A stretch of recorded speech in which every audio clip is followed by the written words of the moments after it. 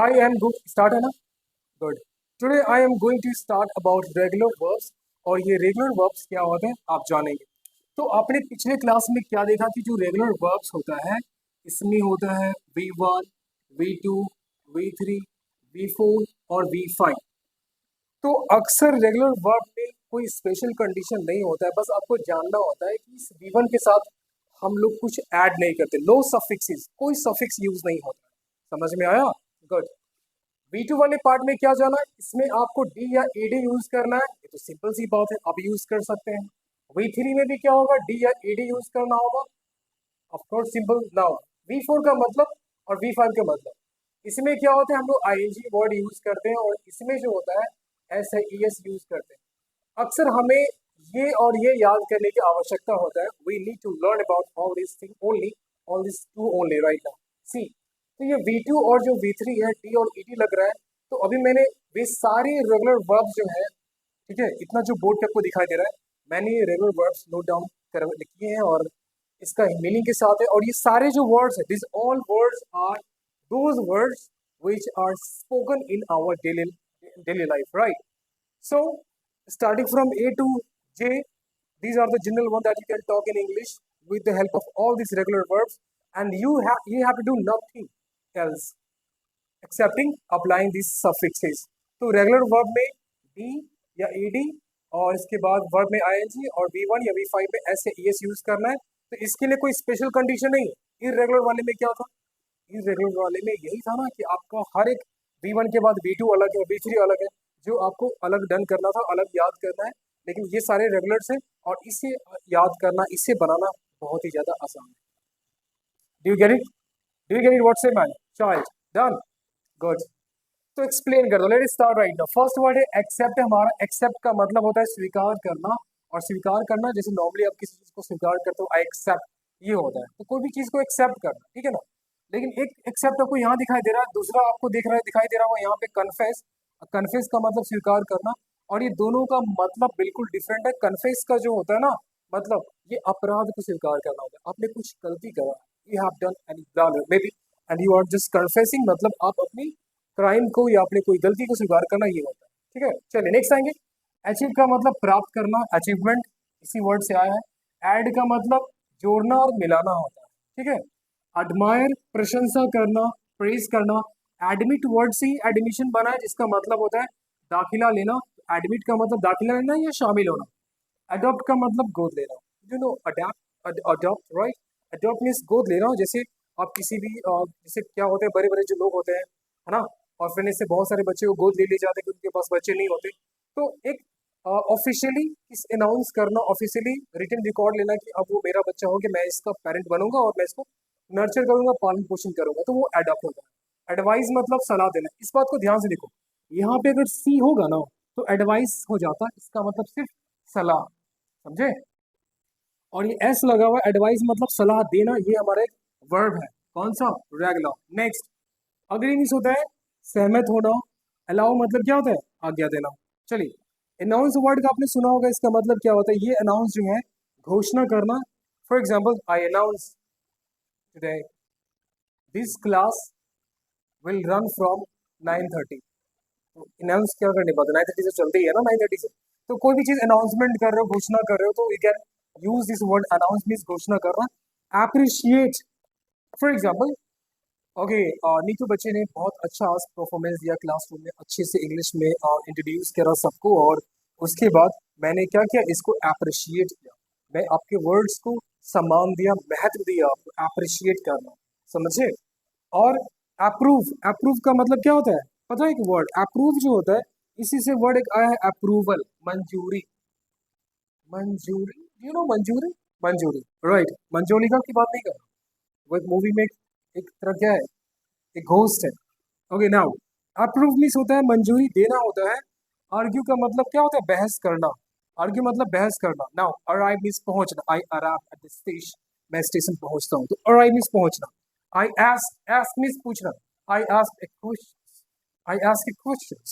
Now assist, A S S I S T, इसको अपना double S मत बोलना प्लीज, बचपन से आप लर्न करते आ रहा हूँ, A double S I S T, लेकिन इंग्लिश में प्रोनाउंसिएशन इसे नहीं करते हैं double S what ever. Double का मतलब पता है क्या होता है? बताओ, क्या देखो, ए डबल एस फिर double S I S T. ये डबल का मतलब बड़ा होता है, ये होता है।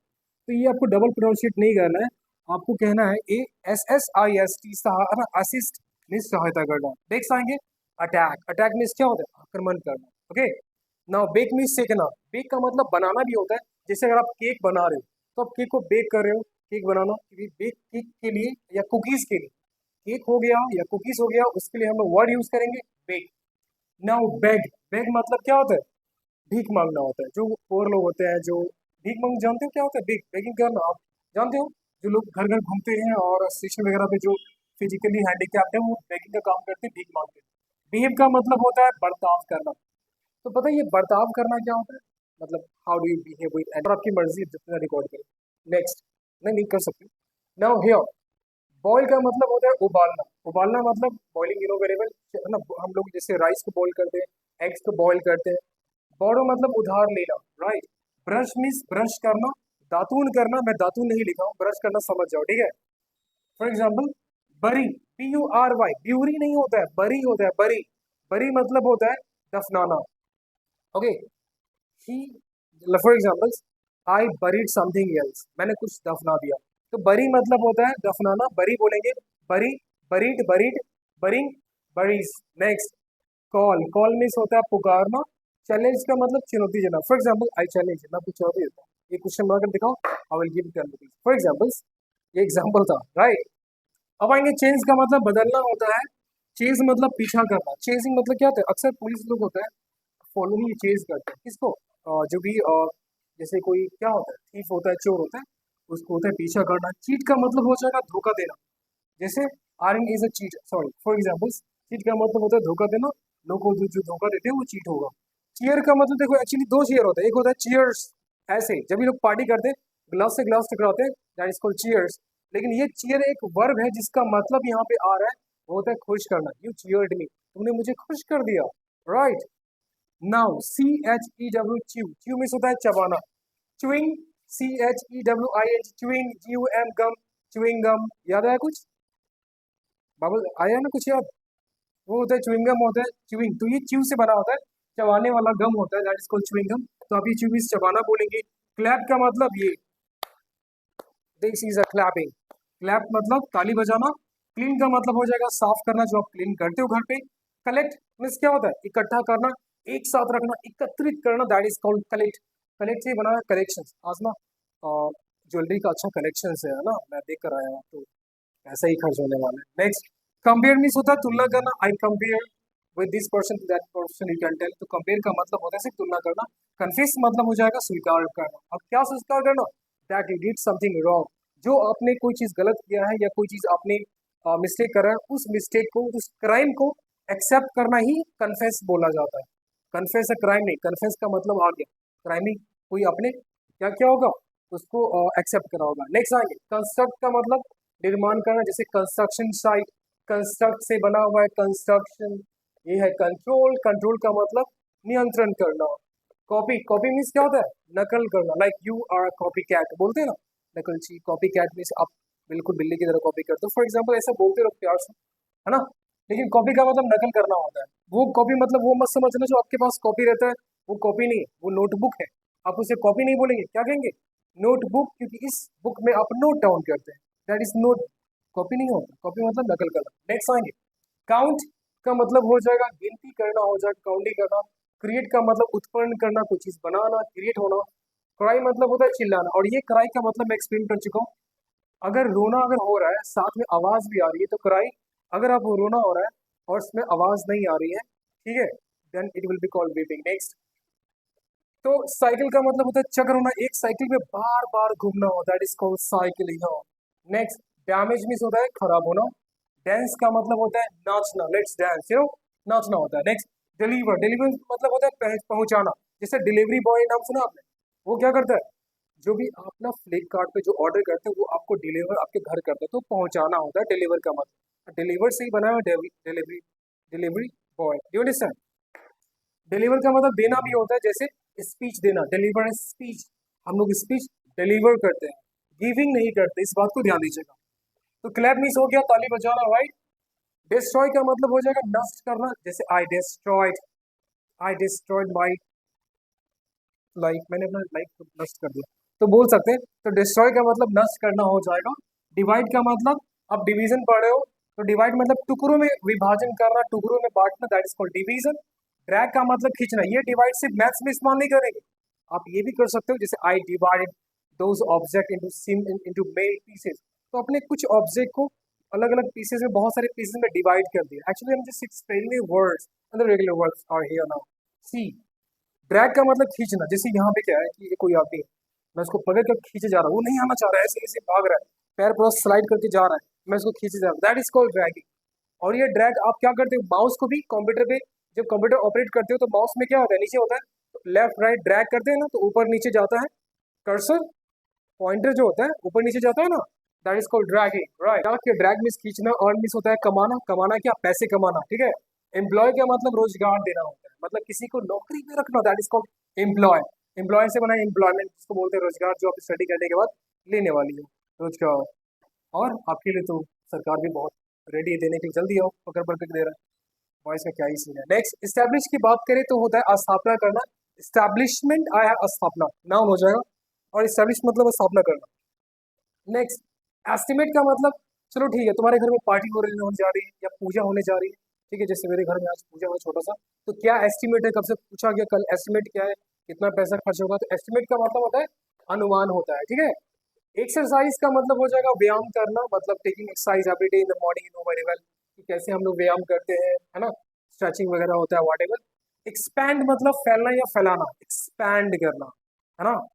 मैं अपने क्लास की स्टूडेंट क्लास को एक्सपैंड करना चाहता हूँ, करियर अमाउंट को एक्सपैंड करना चाहता हूँ, फैलाना चाहता हूँ। एक नॉर्मल फैलाना हो गया, एक एक्सपैंड होता है, अपने एक एक्सपैंड द शीट, शीट को एक्सपैंड कर, वर्ड है ना, फैला दो, तो ये होता है एक तरह का फैलाना, आप यूज कर सकते हो।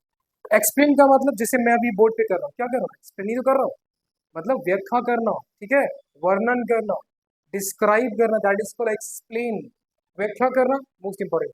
फ्राई का मतलब जानते हो, फ्राइड राइस खाया तुमने, मजा आता है ना, सॉरी, फ्राई करना किसी चीज को, तो फ्राई मतलब तलना होता है, क्या होता है, तलना होता है, किसी में, पानी में, पानी में तलेंगे, नहीं नहीं, ऑयल में, ऑयल में किसी चीज को अगर डालेंगे, फ्राई करना बोलते हैं उसको। अब आएंगे गैदर, गैदर का मतलब, आजकल बहुत गैदरिंग कर रहे हो तुम्हारे यहाँ, मैं समझ रहा हूँ तुम्हें, तो गैदरिंग का मतलब क्या होता है, तो गैदरिंग का मतलब होता है इकट्ठा होना, एक साथ इकट्ठा हो जाना होता है। तो गैदर इंसान का भी हो सकता है, इंसान का स्पेशली यूज करेंगे, ठीक है। और ऑब्जेक्ट के लिए मैंने कलेक्ट बोला है।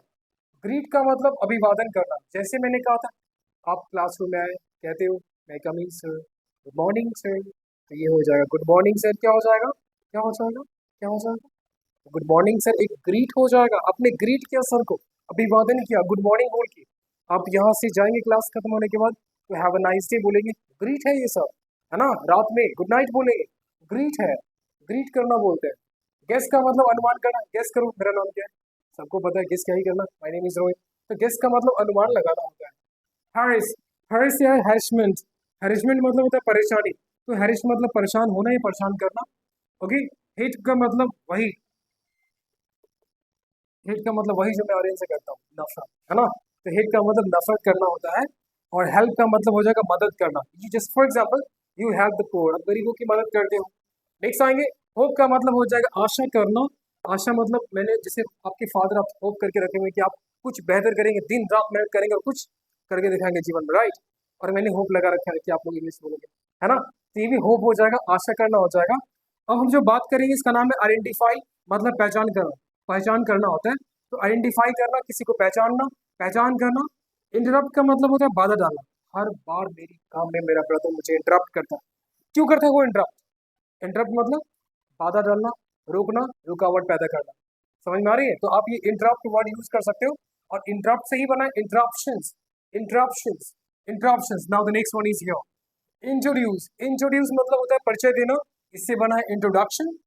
इरिटेट का मतलब परेशान करना, मैं बार बार, ये मुझे बार बार मुझे इरिटेट कर रहा है यार, मैं इस चीज से इरिटेट हो रहा हूँ, परेशान होना, है ना, ओके, ये होता है। जोक का मतलब, हम जो के, जो कि मतलब मैं मजाक कर रहा हूँ, तो जोक का मतलब मजाक करना होता है, इस बात को ध्यान दीजिए।